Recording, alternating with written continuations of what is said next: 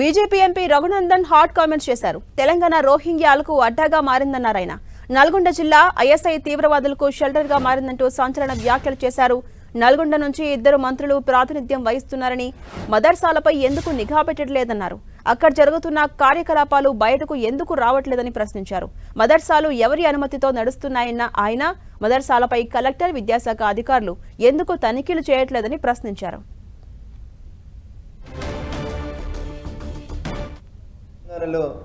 నల్గొండ జిల్లా మొదటి నుంచి కూడా ఐఎస్ఐ తీవ్రవాదులకి అడ్డాగా కనబడుతూ వస్తూ ఉంది.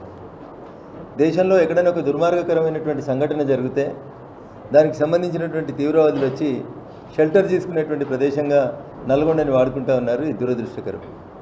2 సీనియర్ మంత్రులు ఈ జిల్లాను ప్రస్తుతం రిప్రజెంట్ చేస్తూ ఉన్నారు ప్రస్తుత కాంగ్రెస్ క్యాబినెట్లో.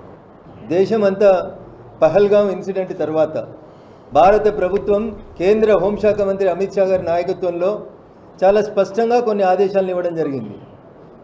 ఈ మీ రాష్ట్రాల్లో ఉన్నటువంటి విదేశీయులను గుర్తించి, అది బంగ్లాదేశీలా, పాకిస్తానీలా, ఇతరత్ర వచ్చిన వాళ్ళ, మదర్సాలు ఉన్నారా, మసీదులు ఉన్నారా, ఇంకా వేరే రకంగా షెల్టర్ తీసుకుంటున్నారా, వీళ్ళందరినీ ఐడెంటిఫై చేసి ఆయా దేశాలకి తిరిగి పంపించమని చెప్పి భారత ప్రభుత్వం అన్ని రాష్ట్రాల ముఖ్యమంత్రులకి చాలా స్పష్టమైనటువంటి ఆదేశాలను ఇవ్వడం జరిగింది.